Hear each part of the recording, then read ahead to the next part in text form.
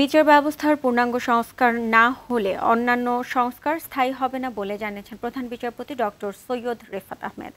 সকালে চট্টগ্রাম বিশ্ববিদ্যালয়ে আইন অনুষদ আয়োজিত ন্যায় বিচারের ভবিষ্যৎ রূপকল্প বিষয়ক সেমিনারে একথা জানান তিনি। আগস্ট-সেপ্টেম্বর থেকে শুরু হওয়া সংস্কার প্রক্রিয়া গতিশীল করার আহ্বান জানান প্রধান বিচারপতি।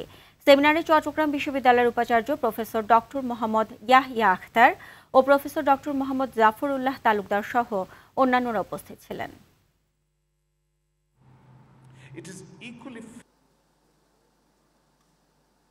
বহু মাত্রিক একটা সেক্টরাল সংস্কার প্রক্রিয়া চলছে এবং বহু আপনার রেকমেন্ডেশনস ও প্রপোজাল রাখা হয়েছে।